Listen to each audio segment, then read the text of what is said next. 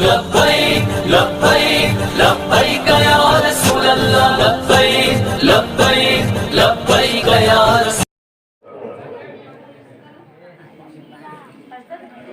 الحمد لله رب العالمين والعاقبة للمتقين والصلاة والسلام على سيد المرسلين وعلى آله وأصحابه أجمعين أما بعد فأعوذ بالله من الشيطان الرجيم بسم الله الرحمن الرحيم عسى أن تكرهوا شيئا وهو خير لكم وعسى أن تكرهوا وعسى أن تحبوا شيئا وهو شر لكم والله يعلم وأنتم لا تعلمون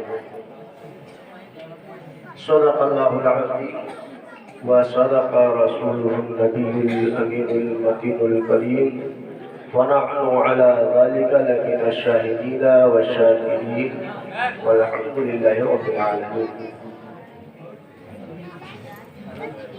سارے حضرات ادھر متوجہ اور غور سے سنیں اور سمجھنے کی کوشش کریں.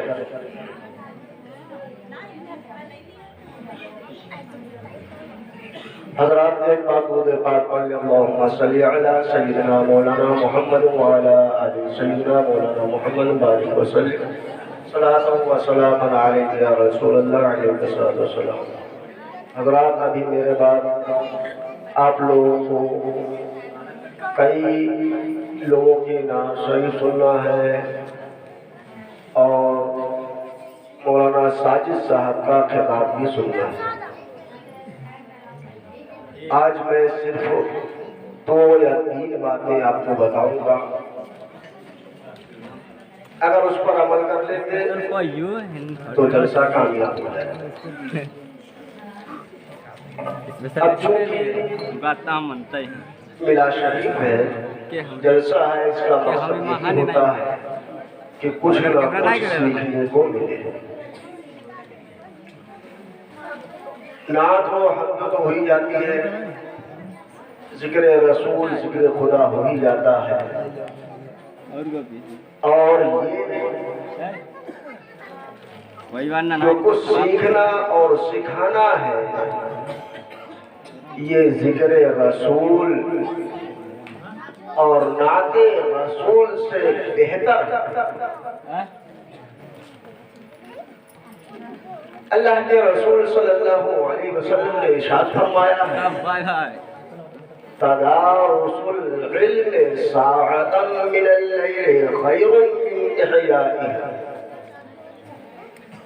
کہ رات میں ایک گھڑی تھوڑی دیر پڑھنا اور پڑھانا یہ رات بھر کی نفلی عبادت سے بہتر. اگر کوئی شخص پوری رات نفلی عبادت کرتا رہے، نماز پڑھتا رہے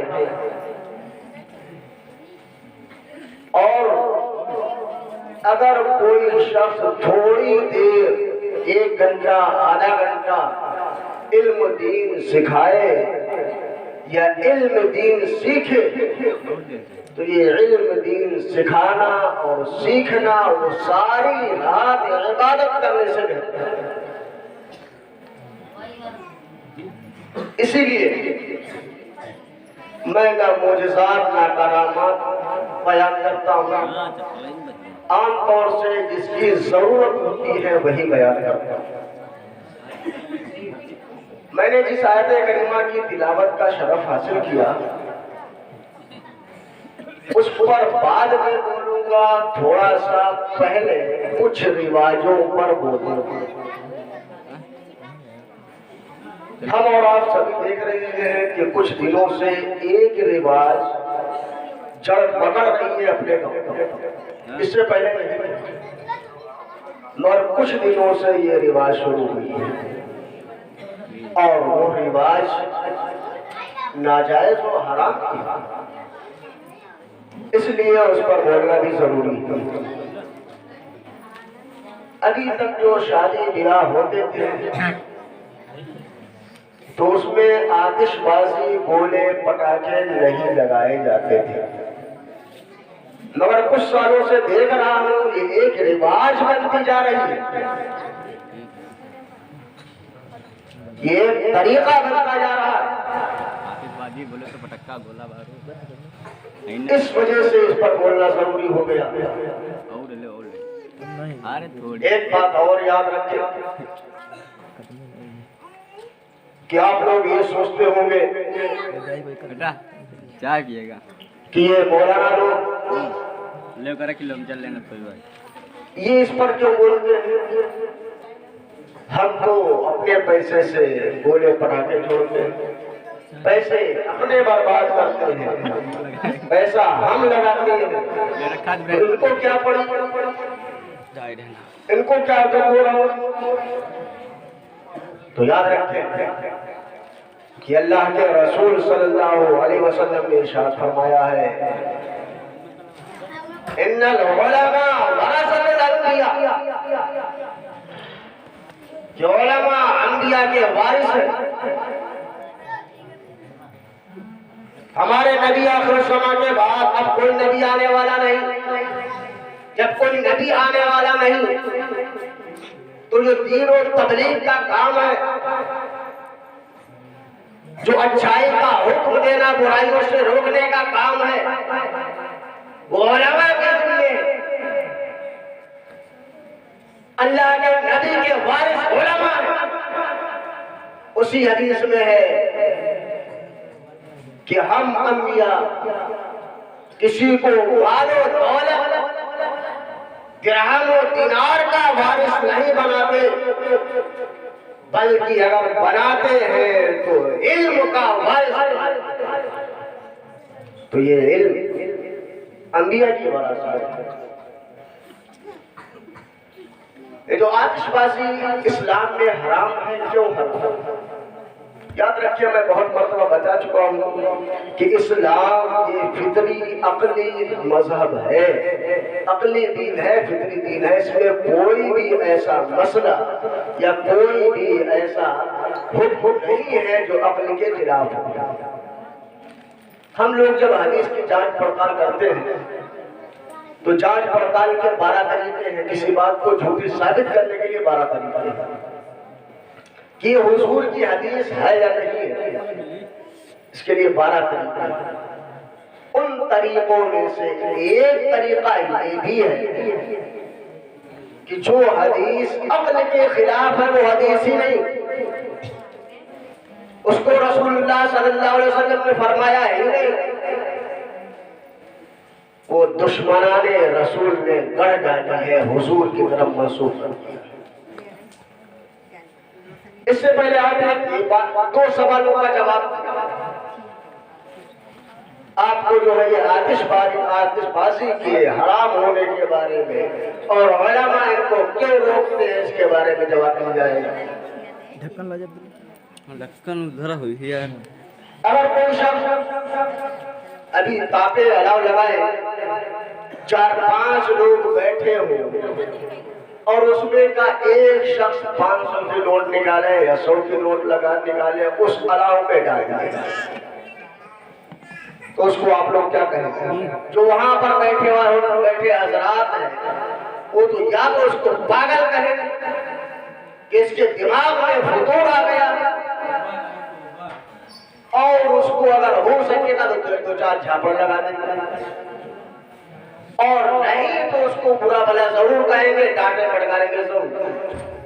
کیوں؟ اس نے تو اپنا پیسہ ڈالا ہے، آپ کا تو ڈالا نہیں، مگر وہاں کے حضرات اس کو ضرور ڈانٹ پھٹکار لگائیں گے۔ کیوں؟ کہ پیسہ برباد کرتا ہے۔ یہی پیسہ اگر کسی کو دے دیتے تو اس کا کام چل جاتا ہے، اس میں چلانے کی ضرورت کیا؟ تو ہم جو آتش بازی خرید کر لاتے پیسوں سے خریدتے ہیں، اور اس کے بعد ان کو جلا دیتے ہیں، تو اگرچہ ہم ڈائریکٹ پیسے نہیں جلا رہے ہیں مگر انڈائریکٹ پیسے ضرور جلا رہے ہیں۔ تو قرآن کا ارشاد ہے وَلَا تُبَذِّرُوا تَبْذِيرًا إِنَّ الْمُبَذِّرِينَ كَانُوا إِخْوَانَ الشَّيَاطِينِ کہ فضول خرچی نہ کرو، فضول خرچی کرنے والے شیطانوں کے بھائی۔ اسلام آپ کو ہر موڑ پر ہر جگہ نقصان سے بچاتا ہے۔ یاد رکھیے، ہر موقع پر ہر موڑ پر نقصان سے بچاتا ہے۔ جو چیزیں آپ کو نقصان دہ ہیں، آپ کی سمجھ میں آئے یا نہ آئے، اسلام نے منع فرما دیا، قرآن میں یا حدیث میں ان کی ممانعت کرنا۔ مٹی ہی دیکھیں، مٹی پاک چیز ہے مگر مٹی کھانا اسلام نے حرام۔ کیوں حرام؟ اس لیے کہ یہ نقصان دہ ہے، تو نقصان دہ ہونے کی وجہ سے حرام ہے۔ قرآن میں فضول خرچ، اسلام میں فضول خرچ، پیسوں کو برباد کرنا یہ حرام ہے۔ اس کے علاوہ آتش بازی میں اور بھی بہت سی خرابیاں ہیں۔ اگر آپ کے مکان کے پاس کوئی شخص آگ جلا کر چلا جائے اور تیز ہوائیں چل رہی ہوں اور وہ چلا جائے تو آپ کیا کہیں گے؟ اس کو برا بھلا کہیں گے، اس کو برا بھلا کہیں گے۔ کیوں؟ اس سے آپ کے مکان کو خطرہ ہے۔ پٹاخے اور گھوڑے کا پتیلا، جو فتیلہ ہے جس کو یہاں پتیلا بولا جاتا ہے، فتیلا وہ اگر کسی کے مکان پر گر جاتا ہے، جھوپڑے میں گر جاتا ہے تو جلا کر راکھ کر دیتا ہے۔ ایسے واقعات آپ نے بھی دیکھے ہوں گے، میں نے بھی دیکھے ہیں کہ اس سے کئی مرتبہ آگ لگ گئی۔ تو آگ لگ گئی ہے تو آپ جو پیسہ برباد کر رہے ہیں آتش بازی میں، اور دوسرا پیسہ برباد کر رہے ہیں آپ جو ہے جھوپڑی جلا کر، مکان جلا کر۔ اس لیے شریعت میں آتش بازی کو حرام قرار دیا گیا ہے، گولے پٹاخے کو حرام قرار دیا گیا ہے۔ علماء ہم لوگ منع کیوں کرتے ہیں؟ قرآن میں ارشاد ہے، اللہ نے فرمایا انما المؤمنون اخوہ، کہ سارے مومن بھائی آپس میں بھائی بھائی، سارے مومن بھائی بھائی۔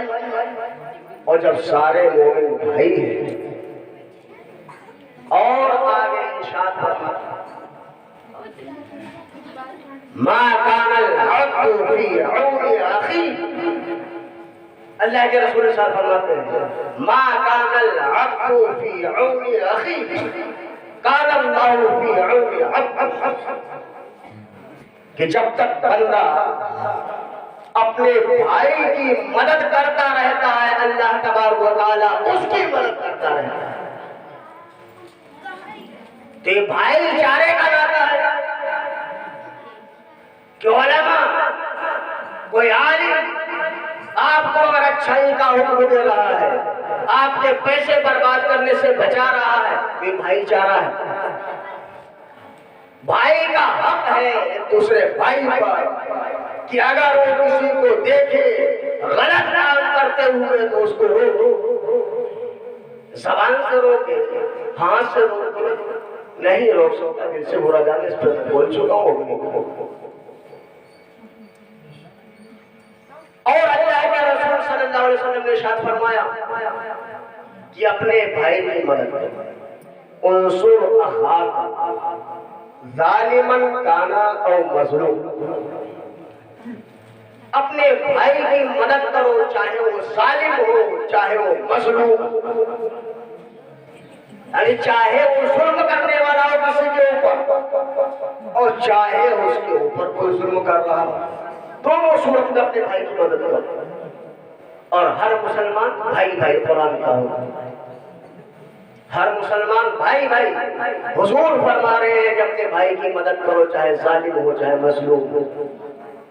صحابہ کرام نے عرض کیا رسول اللہ اگر مظلوم ہے، ستایا ہوا، اس پر ظلم ہو رہا تو ہم اس کی مدد کریں گے تو ہمیں سمجھ میں آ رہا ہے، اگر ظالم ہو ظلم کر رہا ہے تو اس کی اوپر مدد کریں، یہ تو ظلم پر مدد ہو۔ تو اللہ کے رسول صلی اللہ علیہ وسلم نے ارشاد فرمایا کہ وہ اس کو ظلم سے روک دو، ظلم سے روک دینا یہ اس کے حق میں مدد ہے۔ تو اگر تمہارا بھائی کوئی غلط کام کر رہا ہے تو اس کو روک دو، منع کر، اگر مان جائے گا تو خیر خواہی۔ دین پورا کا پورا دین نصیحت ہے، الدین والنصیحت، مسلم شریف کی حدیث ہے کہ دین پورا کا پورا نصیحت ہے، خیر خواہی۔ بہت سی ایسی حدیثیں ہیں اس میں جو ہے مسلمان بھائیوں کے بارے میں، ان کے حقوق اور ان کے ساتھ کیسا معاملہ کیا جائے موجود ہے۔ وہ ساری حدیثیں، ساری ٹاپک، ساری چیزیں بتانے کا وقت نہیں۔ تو آتش بازی میں دو چیزیں یہ تو بہت عام، ایک تو پیسہ خرچ ہوتا آتش بازی والا، اس کے علاوہ آگ لگنے کا ڈر، ایک دوسری بھی ایک بچے، تیسری بھی بچے۔ عام طور سے دیکھا جاتا ہے کہ بارات واپس ہوتی ہے تو 9 یا 10 بجے، جیسے ہی بارات واپس آئی 10 بجے ہے، سارا گاؤں سو رہا ہے، خالی وہی کے محلے والے لوگ یا وہ بس گھر والے لوگ جاگ رہے ہیں اور ادھر آتش بازی شروع ہوتی ہے۔ اور جب آتش بازی شروع ہوتی ہے تو جتنے بھی بچے ہیں وہ سب چونک کر اٹھ جاتے ہیں اور اپنی ماؤں کے گلے لگ جاتے ہیں، ماؤں سے چمٹ جاتے ہیں۔ اور بچے ہی نہیں بلکہ سارے لوگ چونک جاتے ہیں، سارے لوگوں کی نیند خراب ہو جاتی۔ ایک مسئلہ سنیے، سمجھ لیا، یہ مسئلہ فتاوی رضویہ میں موجود ہے اور بھی کتابوں میں ہے کہ اگر کوئی شخص سو رہا اس کے پاس بلند آواز سے قرآن نہیں پڑھ سکتے، بلند آواز سے ذکر نہیں کر سکتے، بلند آواز سے درود وغیرہ نہیں پڑھ سکتے، کیوں نہیں پڑھ سکتے؟ کہ ایک تمہارا بھائی سو رہا ہے، اگر تم بلند آواز سے اس کے پاس قرآن پڑھو گے تو اس کی نیند میں خلل واقع ہوگا، اس کی نیند ٹوٹ جائے گی، اس کو تکلیف ہوگی۔ اس تکلیف سے بچانے کے لیے کہا گیا کہ اگر تمہیں قرآن اس کے پاس پڑھنا ہے، ذکر و اذکار کرنے اس کے پاس، تو بلند آواز میں نہیں بلکہ جو ہے پست آواز میں۔ اس سے بہت سے مسائل متفرق ہیں، اس قاعدے کو لیا جس کی وجہ سے یہ کہا گیا ہے، اس قاعدے کی وجہ سے بہت سے مسائل ہیں، اس کا مطلب نہیں۔ تو آپ قرآن پڑھ کر کسی کو جگا نہیں سکتے، ذکر و اذکار کر کے کسی کو جگا نہیں سکتے، مگر آپ پٹاخوں سے، گولوں سے سارے لوگوں کو جگا دیتے ہیں، ساری بستی والوں کو جگا دیتے ہیں۔ قرآن پڑھ کر جگانا جائز نہیں تو پٹاخے دگا کر، گولے دگا کر جگانا ساری بستی والوں کو کہاں تک جائز ہو جائے گا؟ صحیح بات، بے شک حق ہے، بہت خوب۔ علماء منع کریں جو کہ خیر خواہ چاہتے ہیں کہ آپ کا پیسہ برباد نہ ہو۔ اسلام میں ہر چیز مفصل بیان کر دی گئی ہے، یاد رکھیے۔ شادی کا طریقہ پورا کا پورا شادی کا طریقہ قرآن کو اس میں بیان ہے، سیرت پڑھی ہے، حضرت بی بی فاطمہ کی شادی پڑھی ہے، سارے لوگ پورا کا پورا بیان ہے۔ اپنے یہاں کچھ چیزیں ایسی ہوتی ہیں جو قرآن اور حدیث کے مطابق اچھی چیز، نکاح ہوتا ہے، ولیمہ ہوتا ہے، قرآن حدیث کے مطابق کوئی حرج نہیں۔ کچھ ایسی بھی چیزیں ہوتی ہیں جو قرآن و حدیث میں تو نہیں ہے مگر قرآن و حدیث کے مخالف بھی ہیں. قرآن حدیث میں نہیں مگر قرآن حدیث کے مخالف بھی ہیں. تو ان کو بھی علماء نہیں منع کریں گے, ان کو بھی ناجائز و حرام نہیں کہیں گے, ان کو بھی آپ کوئی مثلا صحرا ڈالنا, انگوٹھی پہنانا, شادی یہ قرآن حدیث میں مخالف نہیں ہے. اب کچھ چیزیں ایسی ہیں جو قرآن و حدیث کے مخالف ہیں, ان کے بارے میں علماء آپ کو تنبیہ کرتے ہیں, آپ کو بتاتے ہیں. مثلا مہندی لگانا ہے, مہندی لگانا ہے, مردوں کے لیے مہندی لگانا جائز نہیں ہے, یاد رکھیں. اس کو منع کریں گے, اس کو منع کریں گے. عورتیں لگا سکتی ہیں. اپنے یہاں جو چھیڑی رسم ہے یہ بھی جو ہے جائز نہیں ہے, جس طریقے سے ہوتی ہے اس کو منع کریں گے. آپ گالا کھلوائی پیسے دیتے ہیں, جوتے چوروائی پیسے دیتے ہیں, ہم منع نہیں کریں گے. قرآن حدیث میں اگرچہ نہیں ہے مگر قرآن حدیث کے خلاف نہیں. یاد رکھیے ناجائز و حرام نہیں, ہم نہیں منع کریں گے. آپ گالا کھلوائی آپ 5,000 دیں, جوتے چوروائی 10,000, کوئی بات نہیں. مگر مہندی لگائی تو ہم کہیں گے کہ آپ نے حرام کیا. گولے پٹاخے داغے ہم کہیں گے آپ نے غلط کیا. جو یہ قرآن اور حدیث کے مخالف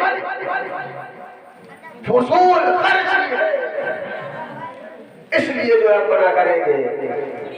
اور چہرہ ڈالنا, بعض لوگ اس کو فضول خرچی بولتے ہیں مگر یہ غلط ہے. چہرہ ڈالنا فضول خرچی نہیں ہے. اس کا ایک مقصد ہے, اس کا مقصد ہے خوشبو, معطر ہونا, اور خوشبو سے دل و دماغ صحیح رہتا ہے. اس لیے اور اس کی جو ہے اصل حدیث میں موجود ہے. حضور اکرم صلی اللہ علیہ وسلم کو گلاب کے پھول پیش کیے گئے, حضور اکرم صلی اللہ علیہ وسلم نے قبول فرمایا. جب قبول فرمایا تو یہی ہمارے لیے اصل ہے. جو لوگ کہتے ہیں کہ صحرا ڈالنا فضول خرچی ہے, انگوٹھی پہناتے ہیں, اس کا بھی مقصد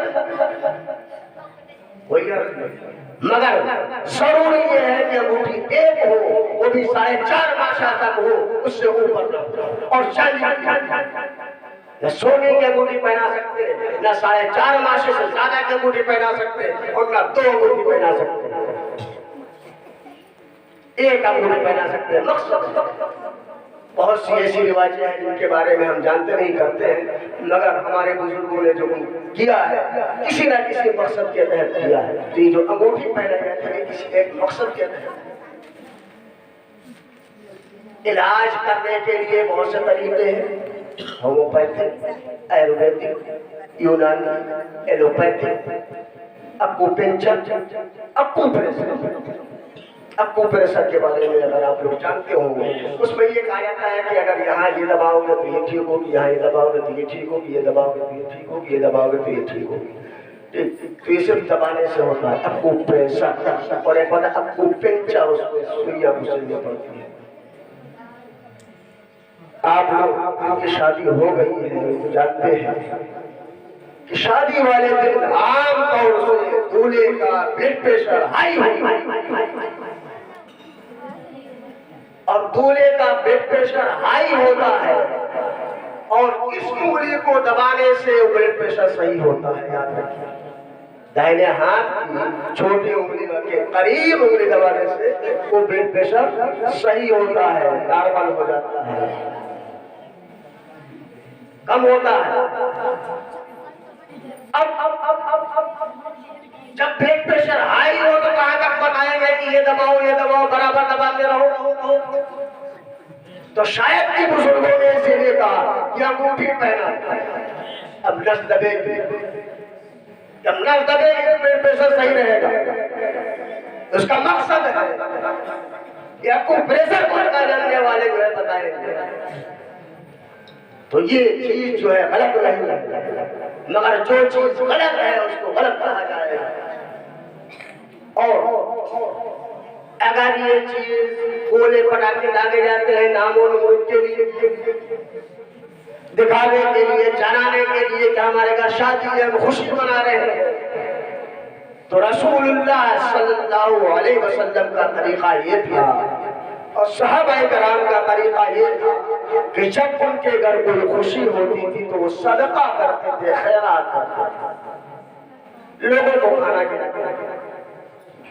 ٹھیک ہے، اب کھانا کھلاتے ہیں، ولیمہ کرتے ہیں، خوشی صدقہ کیجیے، خیرات کیجیے۔ اگر آپ دکھانے کے لیے نفلی صدقہ کریں گے تو آپ کو ثواب نہیں ملے گا، مگر پھر بھی ایک فائدہ ہوگا۔ کس کو فائدہ ہوگا؟ آپ جس غریب کو دے دیں گے اسی آتش بازی کے پیسے جو آپ کو اس میں خرچ کر لیتے، جب اگر کسی غریب کو دے دیں گے تو اس کی جو دعائیں ہیں اس کے منہ سے نکلے گی، اس کے دل سے جو دعائیں نکلے گی اس سے آپ کی پریشانی دور ہوگی، اور اس کے صدقہ کرنے کے بعد، غریب کی مدد کرنے کے بعد جو آپ کو سکون ملے گا وہ بیان سے باہر، کسی کی مدد کرنے کے بعد جو سکون ملے گا وہ بیان سے باہر۔ اس لیے مدد دکھاوے کے لیے مت، علل اعلان تقسیم کر دیجئے، علل اعلان غریبوں میں تقسیم کر دے اتنے پیسے، شہرت بھی ہو جائے گی، اگر سے آپ کو ثواب نہیں ملے گا تو غریب کو جو ہے غریب کا کام چل جائے گا، ہاں اگر اس میں ایک نیت کر لے تو ثواب مل جائے گا۔ اگر آپ یہ نیت کر لیں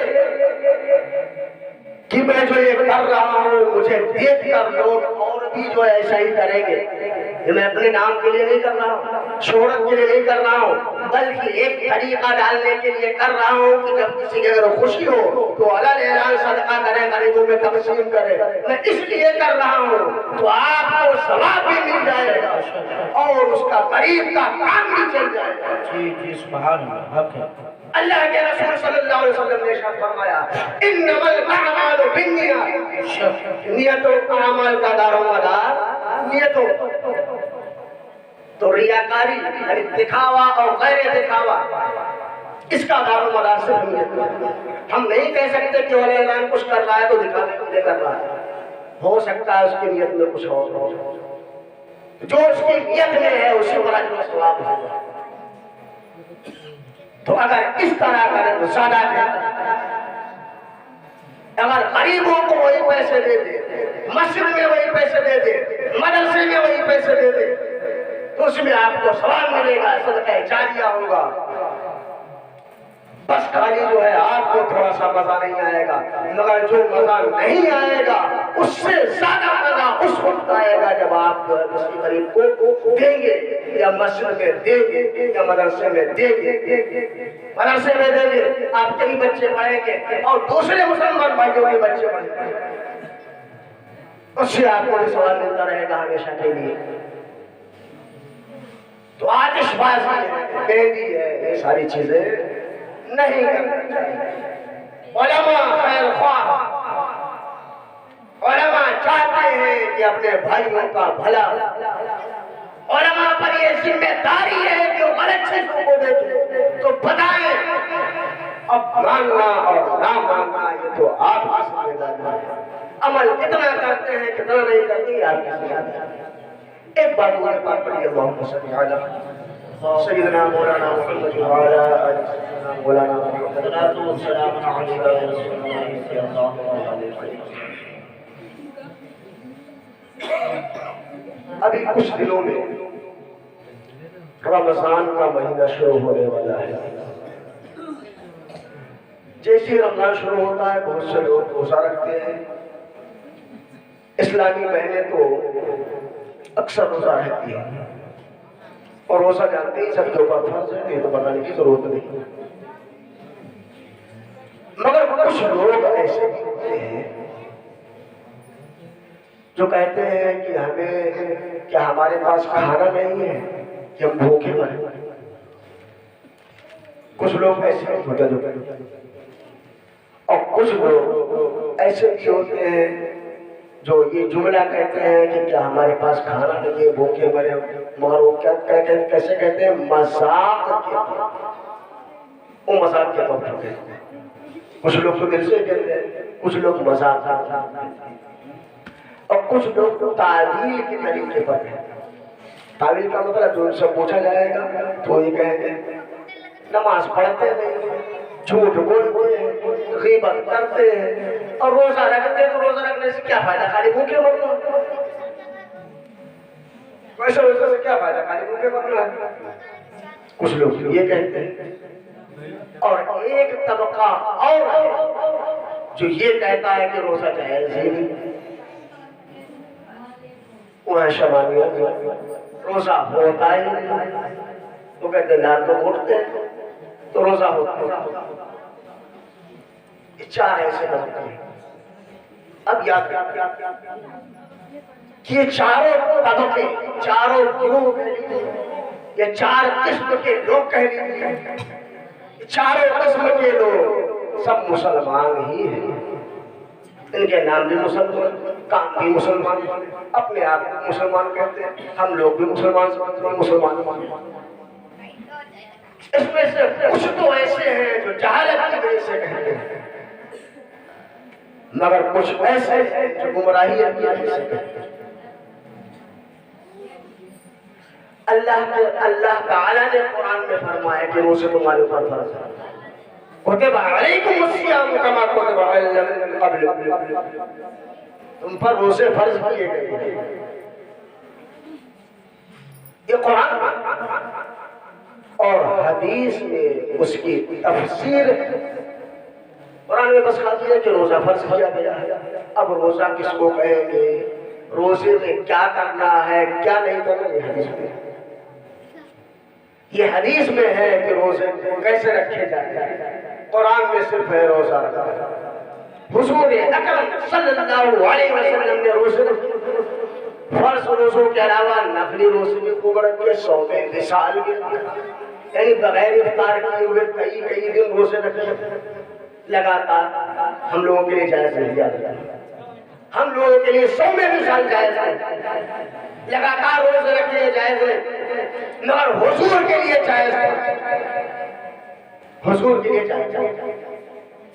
کچھ ایسی خصوصیتیں ہیں جو حضور اکرم صلی اللہ علیہ وسلم کے لیے خاص، مگر ہم لوگوں کے لیے نہیں۔ کچھ تو ایسی چیزیں ان کو ہم کر ہی نہیں سکتے، ہمارے قدرت ہی نہیں، اور کچھ ایسی چیزیں قدرت میں تو ہیں مگر ہمیں کرنے کا حکم نہیں۔ چلیے خیر، الگ ٹاپک اس پہ 2 گھنٹے بولی جائیں گے۔ تو اللہ کے رسول صلی اللہ علیہ وسلم نے رکھا، صحابہ کرام نے رکھا، اس کے بعد سارے علماء نے رکھا، محدثین نے رکھا، تابعین نے رکھا، تبع تابعین نے رکھا، اور کس طریقے پر رکھا؟ جس طریقے پر ہم اور آپ لوگ رکھ رہے ہیں اسی طریقے پر روزہ رکھا، اسی طریقے پر رکھا۔ تو آپ بتائیں کہ جو یہ کہتے ہیں کہ بھوکے مرنا ہے، ہمارے پاس کیا کھانا نہیں، جو ہم روزے رکھتے، کیا انبیاء کے پاس کھانا نہیں؟ کیا اللہ نے ان کو اسے حکم دیا؟ اللہ کا نام حکیم ہے، ایک نام اس کا حکیم بھی ہے، والحکیم لا یعلو فعلہ عن الحکمہ، یہ قاعدہ ہے کہ کوئی بھی حکیم اس کا فعل حکمت سے خالی نہیں ہوتا۔ اللہ تبارک و تعالیٰ نے ہمیں روزے فرض کیے 1 مہینے کے، اس میں بھی حکمت ہے۔ ڈاکٹروں سے پوچھئے کہ جسمانی فائدے کیا ہے، علماء سے پوچھئے کہ روحانی فائدے کیا ہے۔ علماء بتائیں گے کہ روحانی فائدے کیا ہے، ڈاکٹر بتائیں گے کہ جسمانی فائدے کیا ہے، اور کچھ کم اس کو بھوکے مرنا کہتے ہیں۔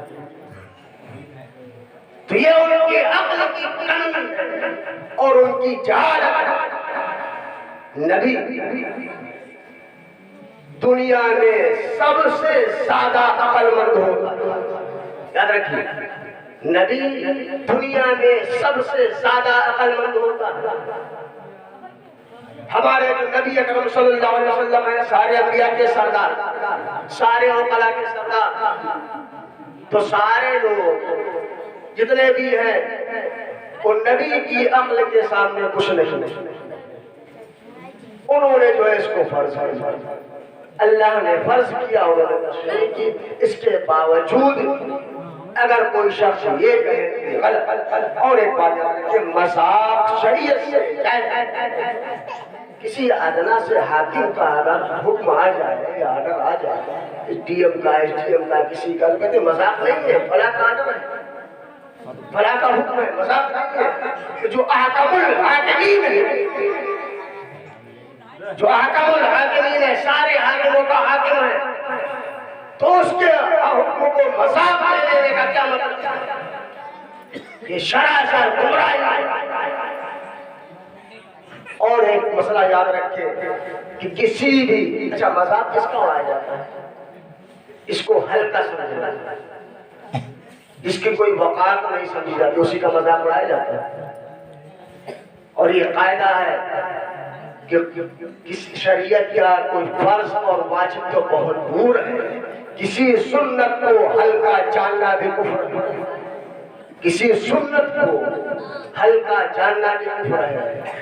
اس لیے جو ہے یہ تو ایک فرض ہے، اس کا مذاق اڑانا کفر ہوگا، اس لیے باز آئے اور توبہ کریں اپنے اس گناہ سے جو کر چکے ہیں آپ، اور آئندہ بھی اس کا خیال رکھیں کہ گناہ کر چکے ہیں نہ کریں، جہالت میں کر چکے ہیں، اللہ تبارک و تعالی رحیم ہے، کریم ہے، غفور ہے، تواب ہے، وہ بخش دے گا، معاف فرما دے گا۔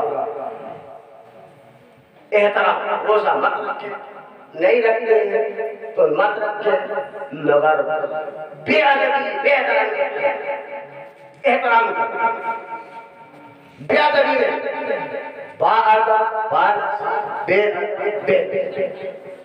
کیا تو ادب ملحوظ رکھنا چاہیے، احترام کرنا چاہیے۔